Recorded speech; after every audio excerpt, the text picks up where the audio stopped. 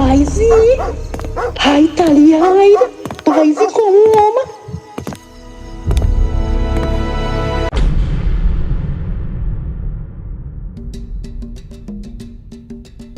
Village tales evolved from an era where customs and cultural beliefs formed the very fabric of day-to-day life in rural villages of Guyana during the 1950s, 60s, and 70s.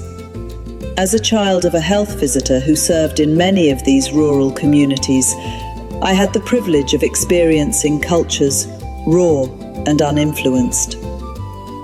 Families responded to standard expected community norms, focusing on education, social development, religion and healthcare.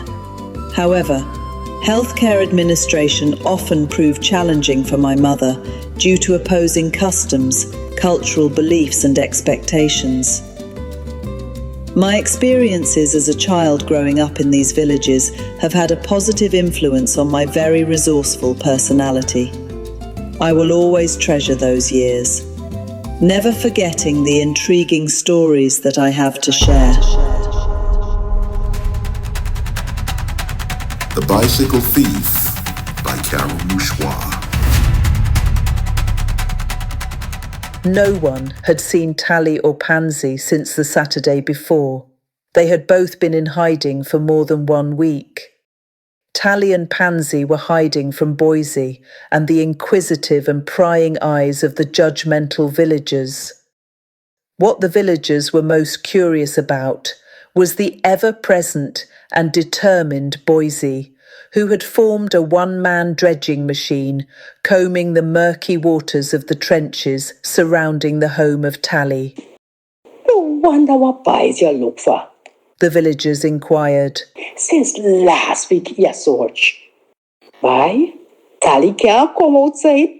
He have to hide. He frightened Boisey. Something happened. I may not know for sure, but something happened. Me gonna find out. Offered Esme, the trusted village news carrier. Speculation and supposition reigned high amongst the villagers. Boisey appeared to be in a focused trance as he continued his relentless search, totally oblivious to the stares and whispers of the curious onlookers. He was 100% certain that what he was looking for lay below the murky waters and in radial proximity to the home of his nemesis Tally, the man who had dared to disrespect him. I wish you would come outside. I wish you would come outside. Boisey angrily murmured beneath his breath as he searched. Tally had a huge problem. In order to avoid what would be a major confrontation with Boisey, he decided to stay indoors. He had seen Boisey searching the trenches surrounding his home. He stayed indoors, his barber shop closed. Trying hard to come to grips with his current predicament, he uttered to himself, I should have followed my mind. My mind told me enough ago. For weeks he had been teased by Pansy. She would stop by his barber shop every day, making idle gaff, dressed in mini skirts and low-cut blouses. Hair up in fancy styles and lips red like cherry, she would bat her eyelashes and lick her lips, drawing him in. That's jailbait, boy. Tally's friends would warn him. That's jailbait. For well they knew, Pansy was married to Boisey, the village badman. Boisey's criminal past was no secret. Many of his crimes were the result of protecting the virtue of his beloved wife, Pansy.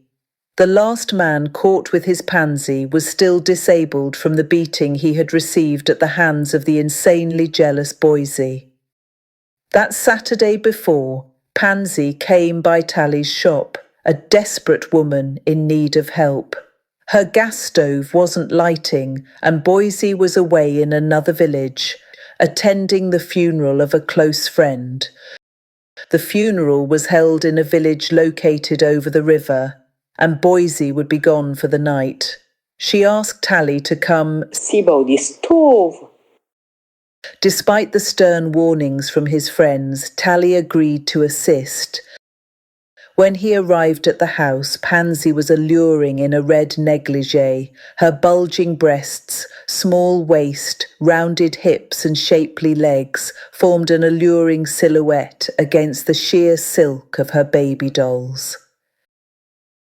She had a bottle of XM rum, 2 glasses, and a chilled bowl of ice laid out on the centrepiece. There was soft romantic music coming from the gram. She welcomed him with a kiss on the cheek, then turned and walked provocatively ahead of him in the direction of the kitchen and towards the gas stove, which was situated on the countertop. He followed her. As they approached the area of the stove, she abruptly turned around, forcing their bodies to make front-to-front contact. Tally was taken by surprise. Pansy leaned backwards, arching her back against the counter, her breasts protruding, rounded, ripe and inviting. She softly whispered in his ear, Nothing wrong with this dog. We just want to see you. Jail, babe. I going to jail. Tally thought to himself. Pansy gently pushed him away, took him by the arm and led him back towards the living room. Tally knew it was wrong, but the temptation was just too irresistible. He was at a point of no return. Pansy was just too hot. They sat on the couch and started to make out. Hot and steamy, their passions ignited and eventually exploded in the bedroom. While savouring the rewards of their sins, the dogs begin to bark a familiar bark, the one reserved for Boisey. Boisey? Hi, Tally, hide. Boisey, come home. Tally, like a trapped animal, scurried around the room looking for a place to hide as he heard footsteps coming up the stairs and approaching the bedroom door.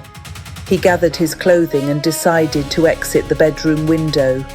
He grabbed a branch of the mango tree outside the window and slithered down the trunk to the ground. He needed to get away, and fast.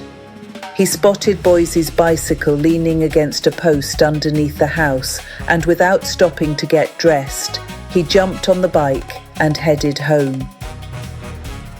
Arriving home, he realised that he had to get rid of the evidence. He threw the bike into the trench near his home.